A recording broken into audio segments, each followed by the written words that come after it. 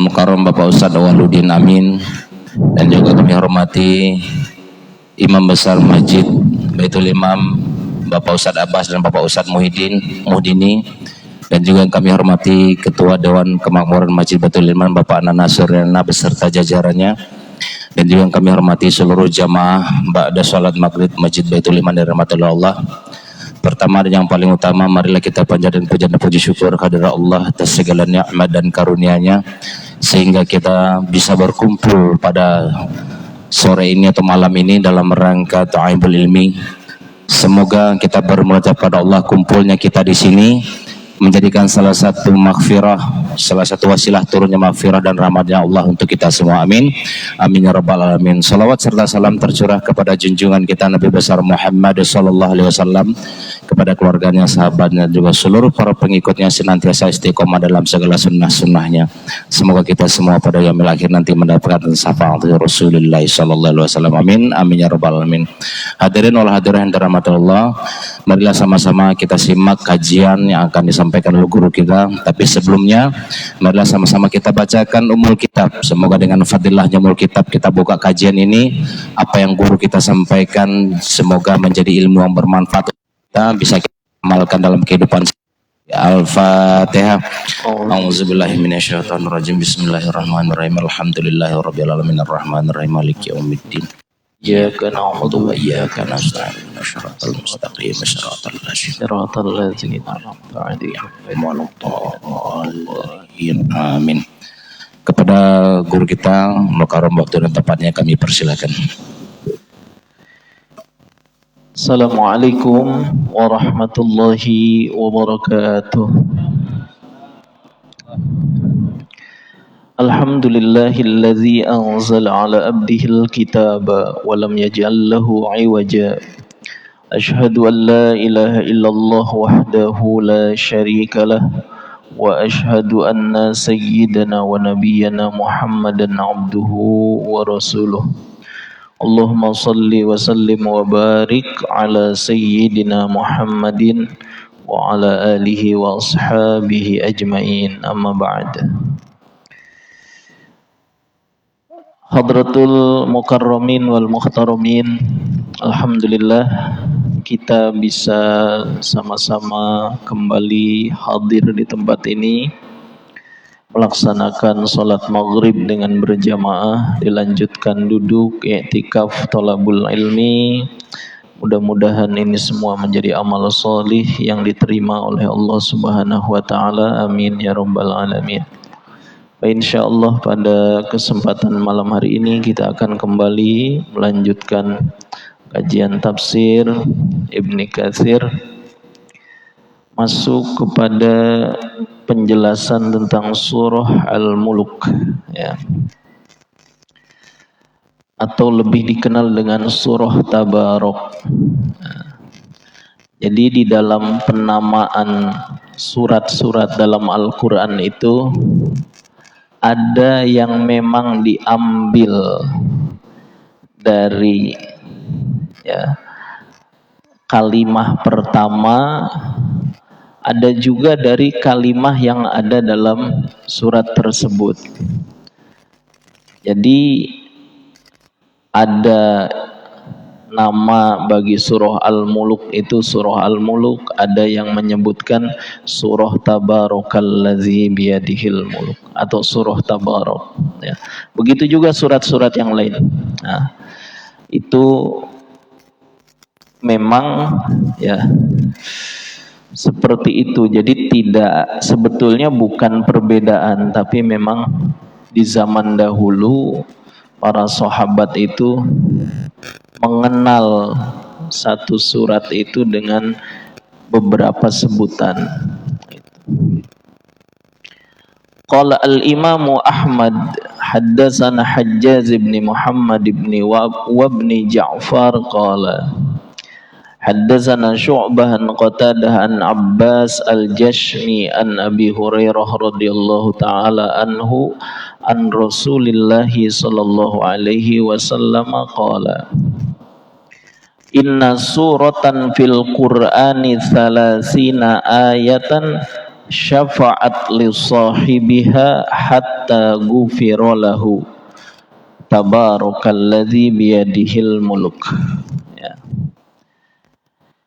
Dalam riwayatnya Imam Ahmad, ya, kenapa dalam kitab Ibnu Katsir itu sering sekali beliau meriwayatkan hadis dari Imam Ahmad bin Hambal, ya. Kita tahu Imam Ahmad bin Hambal adalah salah satu ulama ahlul hadis, ya. Ulama ahlul fikih itu pasti ahlul hadis, ya. Jadi tidak mungkin ada ulama ahlul fikih kok enggak ahli hadis, ya, di zaman dulu. Imam Asy-Syafi'i itu ahlul hadis, Imam Abu Hanifah juga ahlul hadis, Imam Malik, yaitu apalagi beliau disebut sebagai Imam Darul Hijrah, imamnya Madinah, ya, ahlul hadis juga. Nah, kemudian beliau-beliau itu setelah memahami hadis-hadis, mengumpulkan, mengecek riwayat satu demi satu hadis, kemudian membuat istinbatul hukmi, ijtihad hukum dalam beberapa pendapat, gitu, ya. Maka wajar apabila di antara beberapa imam mazhab ada perbedaan pendapat, karena berbedanya adalah di dalam menentukan mana hadis yang menurut penelitian mereka itu lebih kuat, lebih sahih, gitu, ya. Contoh misalkan, ya, Imam Asy-Syafi'i, ya, beliau menjelaskan tentang makna aula mastumun nisa, ya, ketika seseorang bersentuhan dengan wanita, ya, maka atau dengan istrinya, ya, maka wudhunya itu batal. Tapi ada imam yang lain yang menjelaskan bahwa tidak membatalkan. Pertama dilihat dari makna bahasa Arab, ya. Apa makna lamsun, makna lamas di dalam bahasa Arab? Ada yang mengartikan bersentuhan, ada yang mengartikan berhubungan intim, itu. Nah, kemudian didukung dengan hadis-hadis, gitu, yang mengatakan tidak batal, memiliki riwayat bahwasanya satu waktu Rasulullah mencium Sayyidatuna Aisyah, kemudian langsung melaksanakan sholat, ya. Kemudian diteliti, bukan hadisnya yang diteliti, tapi perawinya, riwayatnya. Nah, ya. Sehingga Imam Malik, beliau mengambil keputusan bahwasanya, ya, lames itu maknanya adalah jima, hubungan intim. Kalau hanya bersentuhan tidak membatalkan. Tapi Imam Asy-Syafi'i, beliau lebih memilih makna lames itu adalah bersentuhan. Dan perlu kita ketahui, Al-Imam Asy-Syafi'i itu orang Arab, ya, tetapi belajar sastra Arabnya saja kurang lebih 20 tahun. Orang Arab belajar sastra Arab berapa? 20 tahun. Loh, kenapa kok harus, padahal orang Arab? Iya, karena bahasa Arab itu punya banyak sekali, ya, perbendaharaan kata dan makna-makna yang bukan hanya satu, gitu ya. Makanya kebanyakan kiai-kiai di Indonesia lebih nyaman kalau mengartikan kitab itu dengan bahasa-bahasa daerah ya. Contoh ya, kalau kita ditanya apa bahasa Indonesianya kunduran mobil, nah, mobil sedang mundur, ketabrak, bahasa Indonesianya apa?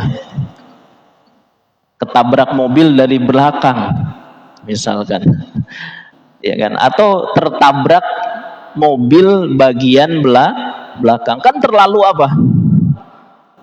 Terlalu panjang gitu. Nah, makanya kebanyakan menggunakan bahasa yang tadi, bahasa daerah itu lebih banyak perbendaharaan katanya.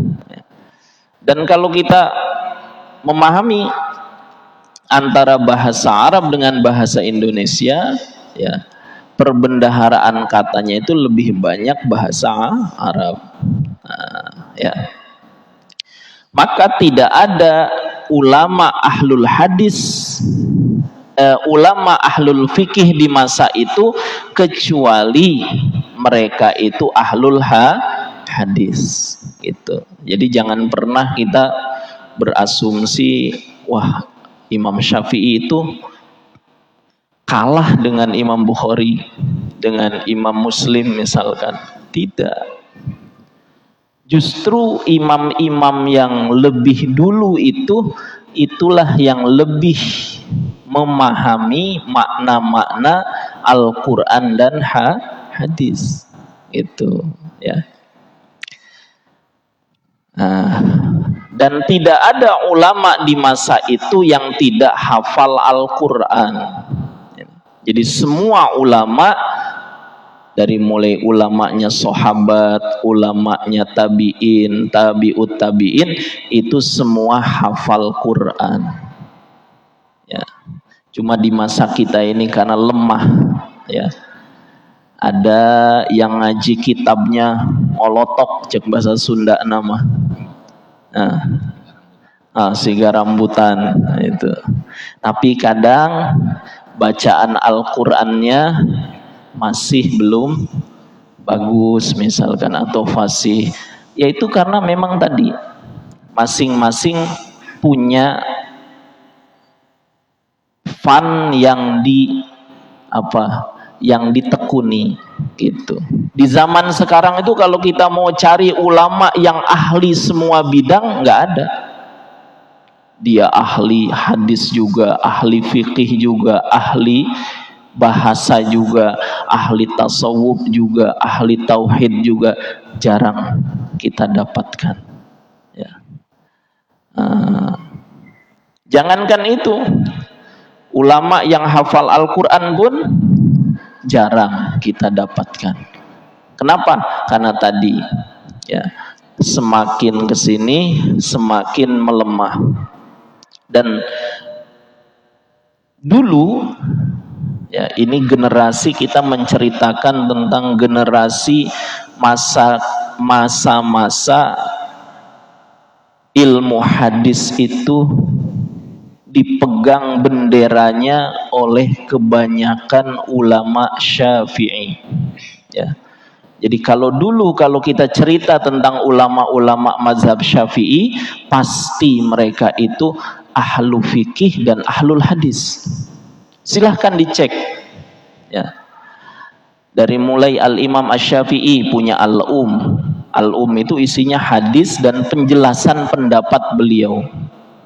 Kemudian dituangkan dalam kitab Ar-Risalah ya, kitab tentang kaidah dan usul fikih. Nah, terus beliau punya murid namanya Al-Imam Al-Buwaiti, Al-Imam Al-Muzani. Itu juga sama ahlul hadis ya. Terus zaman selanjutnya beralih kepada dua imam dalam mazhab Syafi'i, yakni Imam Nawawi dan Imam Rafi'i. Al-Imam An-Nawawi banyak menulis kitab-kitab yang seandainya usia beliau diberikan kepada kita, ya, dan kita membaca kitabnya Imam Nawawi, mungkin nggak cukup usia itu. Beliau punya usia hanya 44 tahun. Tetapi ya, tulisan beliau itu kalau kita hari ini setiap hari baca 5 lembar kitabnya Imam Nawawi, mungkin nggak akan cukup gitu. Beliau itu siapa? Ahlul hadis. Maka beliau punya kitab namanya Syarah Sahih Muslim, ada Syarah Riyadhus Shalihin, ya. Itu yang menulisnya siapa? Al-Imam An-Nawawi, dan kitab-kitab yang lain. Lanjut, masa selanjutnya ada Al-Imam Al-Baghawi, itu 400 Hijriah, beliau juga ahlul hadis, beliau juga ahlul fikih. Lanjut, ada Al-Imam Ibnu Hajar Al-Haytami, ada Al-Imam Ibnu Hajar Al-Asqalani, pensyarah kitab Sahih Bukhari, ya, Fathul Bari, itu ditulis oleh Al-Imam Ibnu Hajar Al-Asqalani, ahlul hadis, ahlul fikih.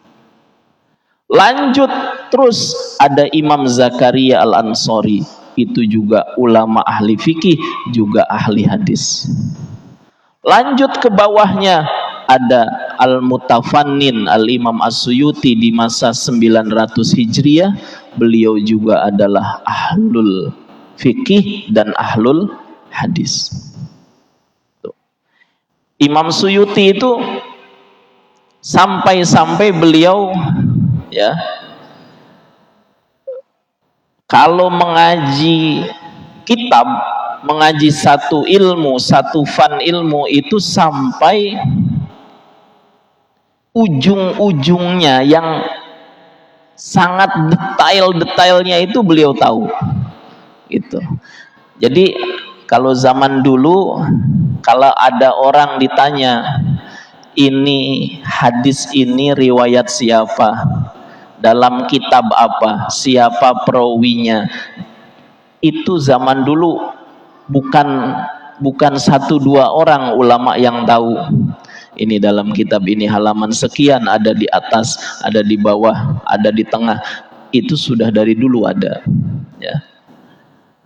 Itu siapa? Al-Imam As-Suyuti. Nah, 1000 Hijriah ke sini ada namanya paling akhir, ya, yang baru saja meninggal, itu Al-Imam Syekh Yasin Al-Fadani, Syekh Yasin bin Isa Al-Fadani. Beliau itu ulama dari Padang tapi lahir di Makkah, ayahnya juga di Makkah. Nah, itu termasuk ulama mazhab Syafi'i, punya gelar namanya Musnidud Dunya, punya sanad yang paling banyak dalam ilmu hadis. Nah, kesini-sini karena tadi mungkin pergeseran ulama Syafi'i luar biasa dalam fikihnya, tapi kadang dalam ilmu hadisnya agak kurang. Ya, contoh misalkan di masa 50 tahun ke belakang, banyak ulama-ulama kita itu ahlul fiqih, tapi kadang hadisnya itu tidak hafal atau tidak banyak mengkaji ilmu hadis, karena cukup merasa dengan membaca kitab-kitab tulisan para ulama terdahulu itu sudah cukup gitu. Diambil alih oleh siapa? Oleh mazhab Abu Hanifah, ya. mazhab Imam Abu Hanifah, padahal dulunya hasil ijtihad mazhab Abu Hanifah itu kebanyakan menggunakan ro'yu. Ro'yu itu ilmu mantik, ya, pendapat akal, ya, dalilnya kebanyakan akliyah bukan nakliyah. Tapi kesini 50 tahun ke belakang bendera ilmu hadis diambil oleh ulama-ulama mazhab Hanafi, ya.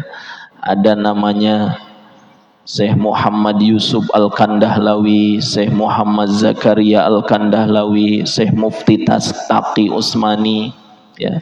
Ada banyak sekali ulama-ulama mazhab Hanafi yang ahli dalam hadis, bahkan hafal 100.000 hadis, 120.000 hadis, ya, itu, dan orang-orangnya masih ada sekarang itu, ya.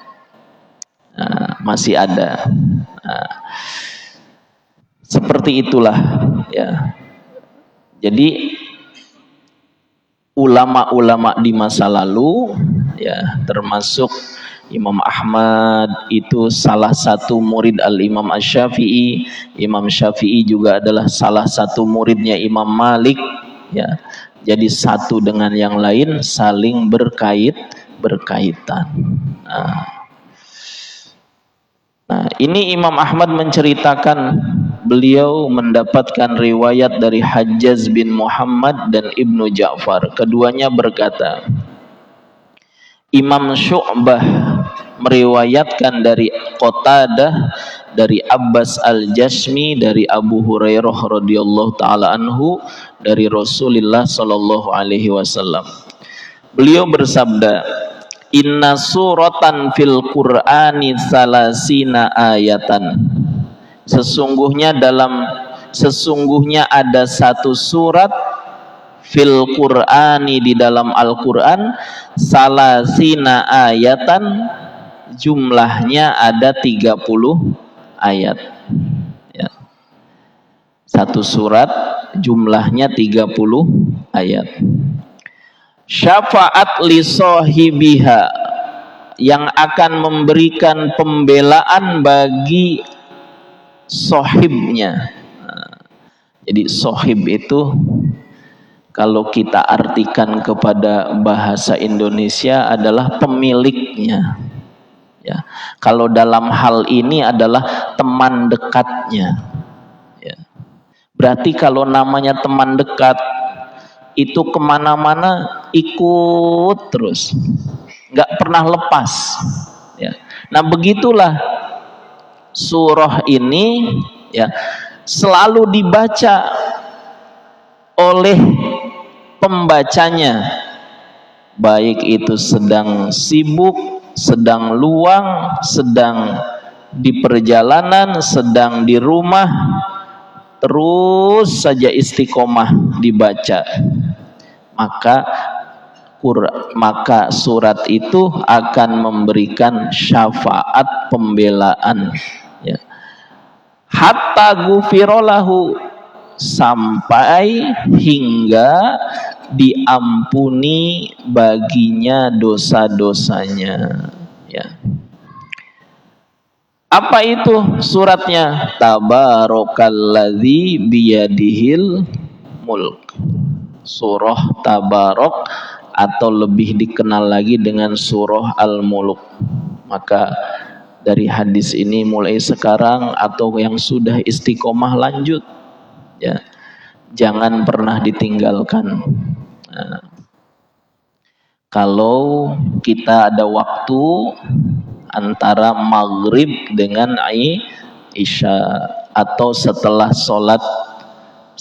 waktu isya mau istirahat, baca dulu surah Tabarok. Atau misalkan, ya, sebelum maghrib juga tidak masalah, ya. Setidaknya sebelum tidur surah Tabarok ini dibaca, gitu. Warwahu ahlus sunani al arba'ah min hadisi syu'batun bihi. Wa qala at-Tirmizi hadza hadisun hasanun. Menurut riwayatnya Imam Tirmizi, hadis tadi itu hadis yang hasan. Ya. Wa qad rawa al-Hafidz Ibnu Asakir fi tarikhihi fi tarjamati Ahmad ibn Nasr ibn Zayyad Abi Abdullah al-Qurasyi an-Naisaburi al-Muqri az-Zahid al-Faqih ahadus siqatil ladzina rawa anhum al-Bukhari wa Muslim lakin fi ghairi sahihaini. Ya, jadi hadis ini juga diriwayatkan oleh Al-Hafidz Ibnu Asakir dalam kitab tarikhnya. Ya, kitab tarikh itu salah satu yang terkenal adalah tarikhnya Ibnu Asakir, tarikhnya Ibnu Hisham. Ya, itu tarikh-tarikh terkenal. Ya, tebal kitabnya.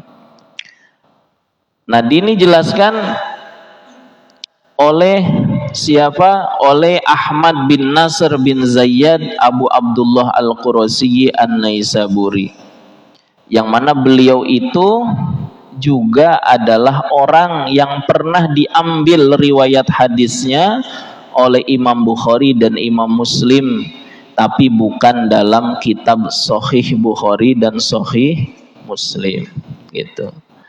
Nah, jadi kita jangan hanya memahami Imam Bukhari itu cuma punya kitab itu Sahih Bukhari. Bukan. Imam Bukhari itu punya kitab hadis itu banyak. Ya. Cuma yang beliau seleksi betul-betul supaya bisa menjadi hujjah dalil dalam ijtihad hukum, itulah yang beliau kumpulkan dalam kitab Sahih Bukhari. Beliau punya kitab namanya Jawahirul Bukhari. Ya, punya ada mukhtasornya, mukhtasar Bukharinya juga. Banyak sekali, bahkan di dalam kitab-kitab beliau yang lain pun mencantumkan hadis-hadis yang dhaif itu pun ada. Ya. Nah, terus kenapa kok yang Sahih Bukhari ya dipisah? Ya, karena itu hanya mencakup hadis-hadis sahih menurut pendapat Imam Bukhari. Tapi hadis yang lain tidak beliau buang. Beliau tetap tulis, beliau tetap bukukan dalam kitab-kitab yang lain itu. Warwa anhu at-Tirmizi wa Ibnu Majah wa Ibnu Huzaimah wa alaihi tafaqqaha fi mazhabi Abi Ubaid ibn Harbawayh wa khilakun siwahum saqa bi sanadihi min hadisih ila an qala Rasulullah sallallahu alaihi wasallam, Rasulullah sallallahu alaihi wasallam bersabda. Hadisnya yang diriwayatkan oleh Anas bin Malik. Anas bin Malik. Jadi Sayyidina Anas bin Malik ini ibunya ya adalah menikah dengan seorang bernama Malik. Ya. Terus ketika Malik itu meninggal, menikah lagi dengan seorang yang bernama Abu Thalhah. Ya. Abu Thalhah itu siapa? Sahabat Rasulullah yang punya kebun namanya Birha di Madinah. Ya. Yang kemudian kebun itu diinfakkan, diberikan, terserah Rasulullah mau digunakan untuk apa. Itu namanya Abu Thalhah. Nah, ibunya Anas itu namanya Ummu Sulaim. Ketika Sayyidina Anas usia 10 tahun, Rasulullah hijrah dari Makkah ke Madinah. Maka Ummu Sulaim nggak punya apa-apa, punyanya anak. Ya, dituntun ini Anas bin Malik, disampaikan oleh ibunya, wahai Rasulullah, saya tidak bisa membantu engkau apa-apa. Jadi waktu itu orang Madinah tuh ketika Rasulullah datang, ya Rasulullah, saya punya rumah, silahkan engkau tempati. Semua itu, hampir semua orang-orang kaya di Madinah menawarkan itu. Tapi Rasulullah itu ya selalu saja menjadi orang yang sangat bijaksana dalam mengambil keputusan. Hampir sama kejadiannya dengan ketika menaruh Hajar Aswad. Ketika Hajar Aswad mau diletakkan, itu pengumumannya apa? Orang yang berhak meletakkan Hajar Aswad ke tempatnya setelah Ka'bah itu dibangun kembali adalah orang yang paling datang paling pagi ke Baitullah. Ternyata orangnya siapa? Rasulullah. Tapi Rasulullah kemudian nggak ingin menyakiti hati para pembesar-pembesar kabilah yang ada di Makkah. Maka diambil satu ini pimpinan ini, satu ini pimpinan ini, satu ini pimpinan ini, 4 orang memegang kain yang di tengahnya ada Hajar Aswad. Jadi semuanya dihargai oleh Rasulullah, sehingga tidak terjadi kedengkian dan lain sebagainya. Itu pun sama. Maka ketika ditawarkan, Rasulullah mengatakan, biarkan unta saya yang memilih. Ya.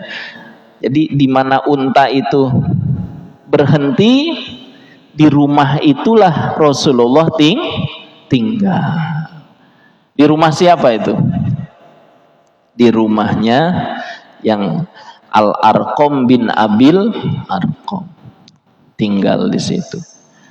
Nah, terus selanjutnya adalah tadi Sayyidina Anas dibawa, ya Rasulullah nih, saya cuma punya anak saja.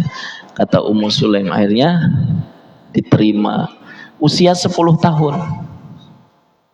Akhirnya ikut bantu-bantu di rumah Rasulullah. Apa yang bisa dilakukan oleh anak 10 tahun? Itu yang dilakukan. Oh, mungkin kalau zaman kita dulu ngaji di guru-guru, di pondok-pondok, ya, saya mengalami itu. Dan itu bukan sesuatu yang dipaksa. Tapi kesadaran kita merasa mudah-mudahan jadi berkah, ya. Itu jadi kalau guru nyuruh waktu itu tuh seneng, ya. Lihat guru kolamnya di dalam kosong, udah buru-buru ngerek timba, ya, isi itu air. Capek nggak masalah, seneng, ya. Terus lihat piring rumah kiai kotor, kita cuci tuh. Nah, itu jadi sumber keberkahan bagi orang yang belajar. Dan itu juga dilakukan oleh sahabat kepada siapa? Kepada Rasulullah Shallallahu Alaihi Wasallam. Dan itu tidak dipaksa. Ya. Nah, mungkin sebab ridhonya guru, sebab ridhonya mereka, doa-doa mereka, itu jadi apa? Jadi sumber kebaikan bagi murid-muridnya.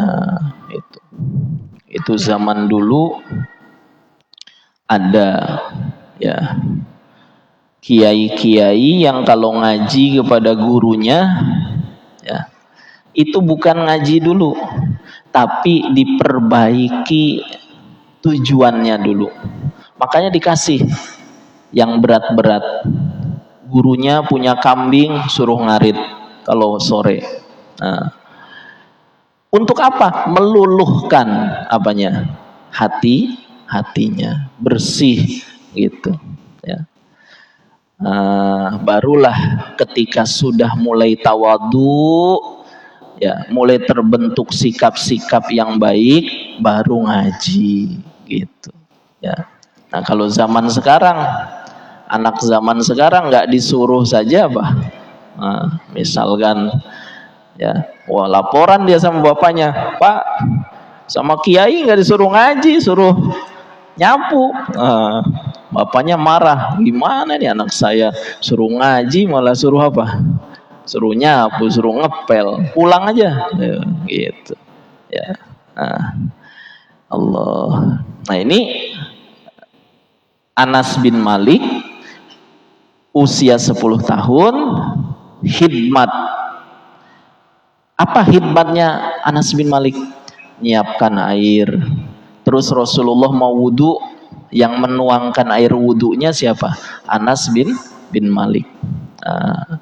Ada sahabat-sahabat yang lain, mereka tinggal di Masjid Nabawi, di Sufah, ada cari kayu bakar, macam-macam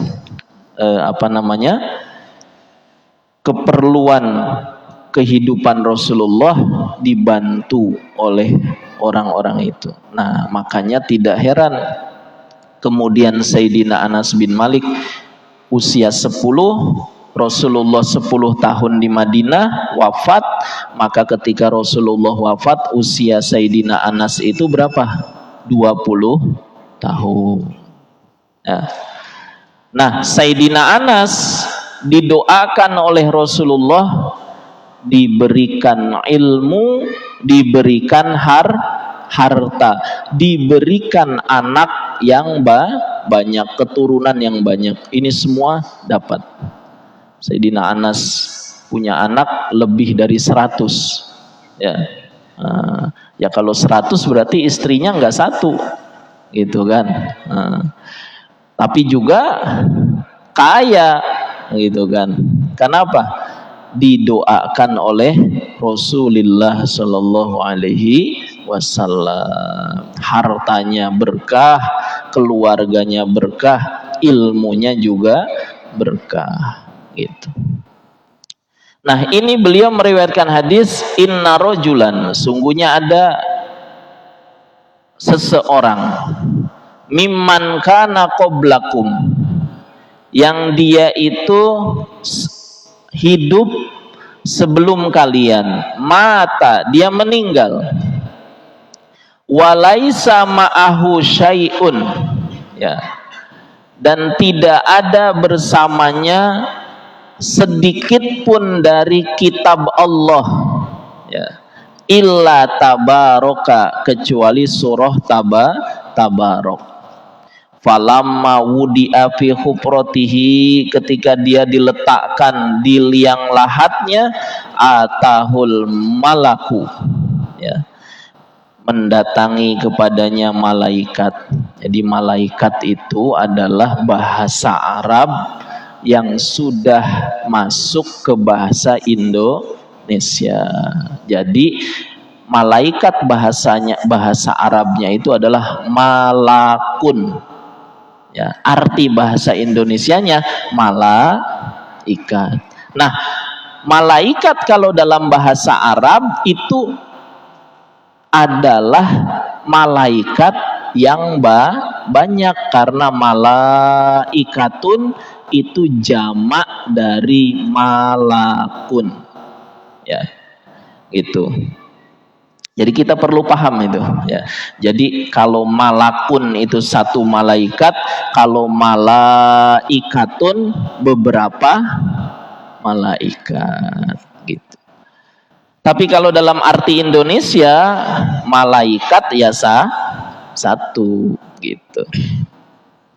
Terus datang tuh malaikat, fasarat as-suratu fi wajhihi, maka surah Tabarok itu ya berbentuk seorang pemuda yang wajahnya tampan.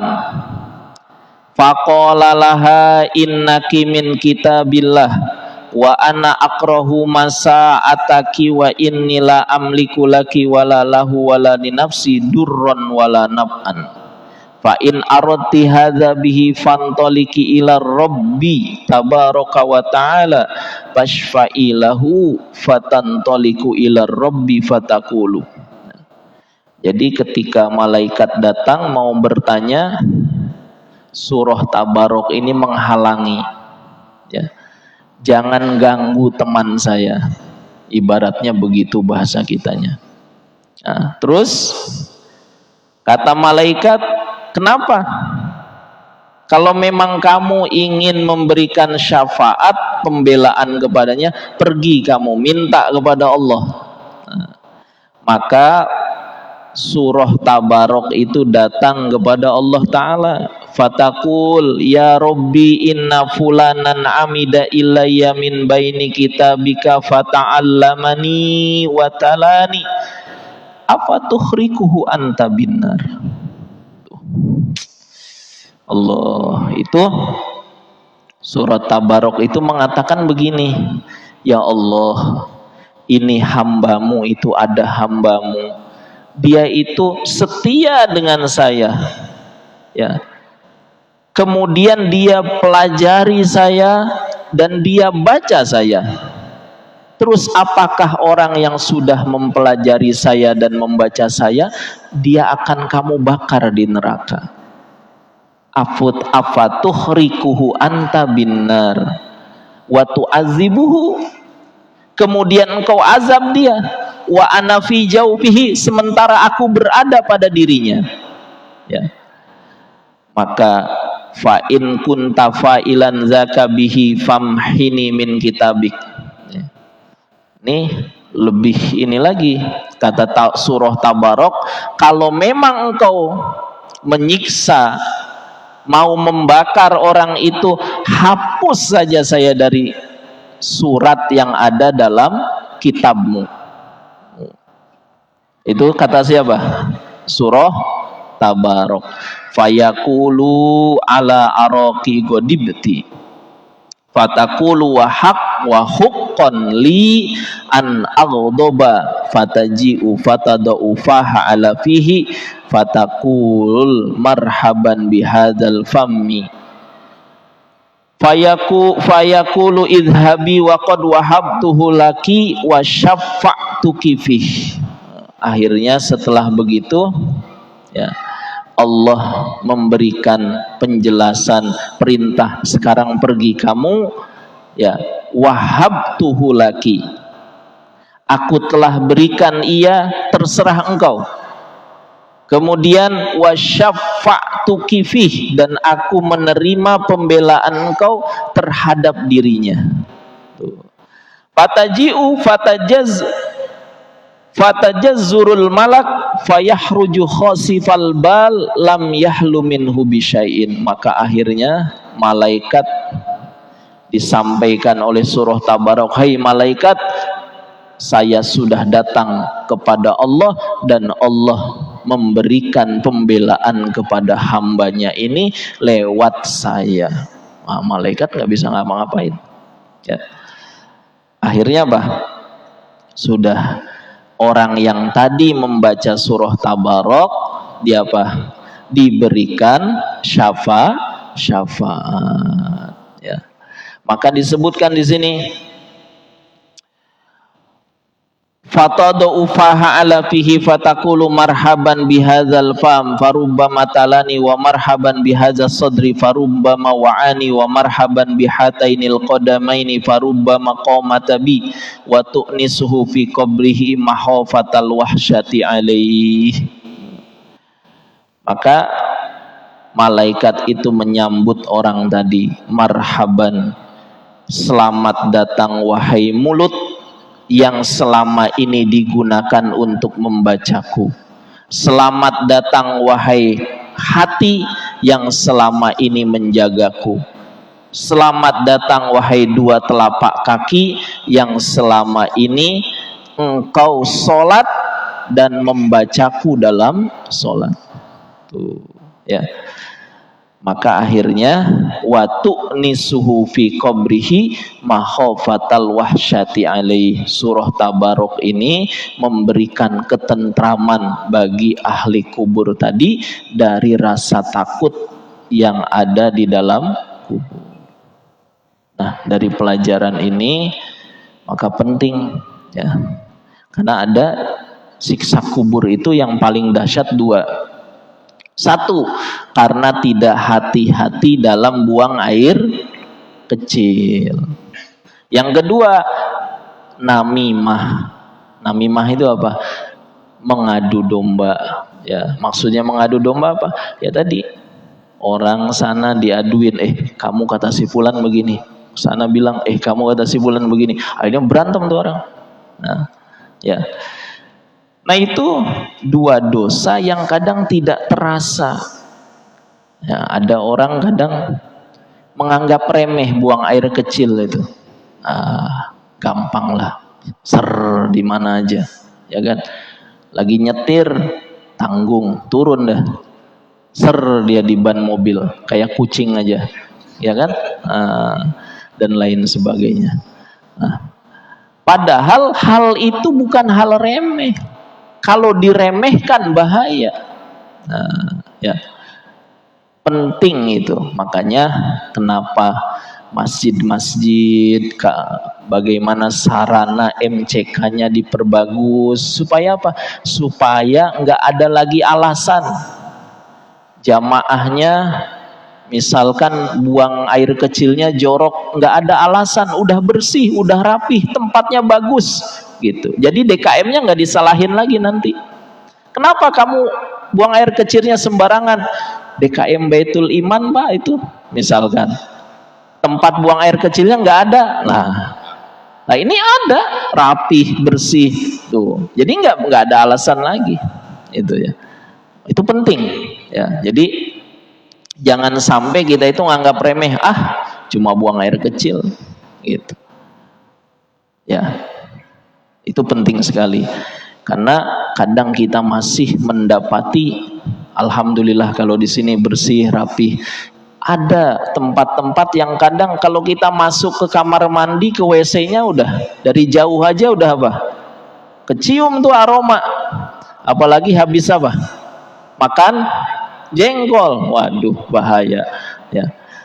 Nah, alhamdulillah itu penting diperhatikan, karena kalau orang buang air kecilnya nggak beres, buang air kecil misalkan sambil berdiri, kena cipratannya, kena baju, kena celana, wudhu, sholatnya membawa najis, tidak sah tuh ya.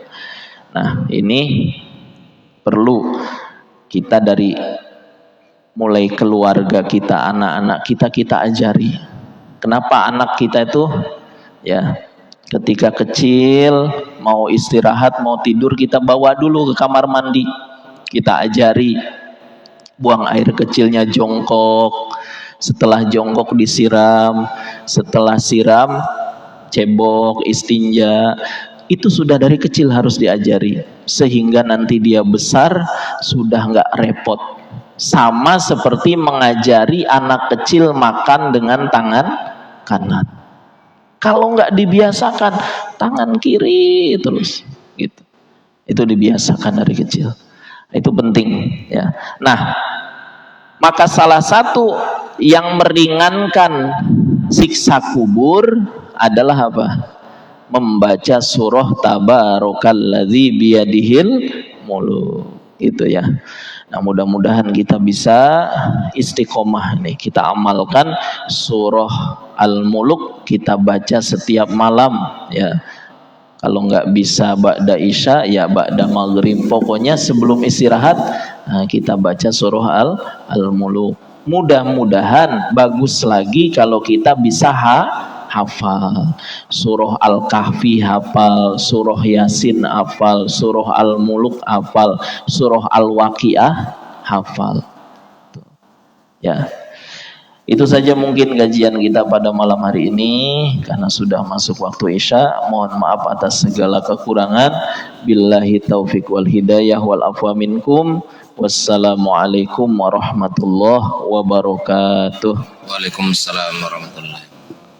Ya, demikianlah kajian kita pada malam Ahad ini. Apa yang guru kita sampaikan mudah-mudahan bisa kita simak dan kita amalkan dalam kehidupan sehari-hari. Amin.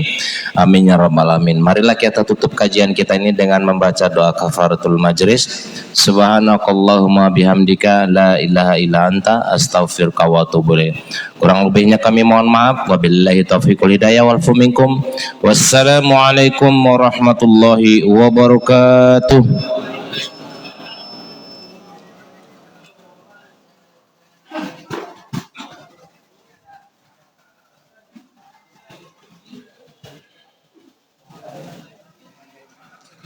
Ustaz, langsung komat apa aja?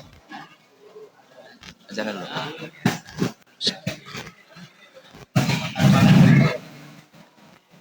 Allahu Akbar, Allah.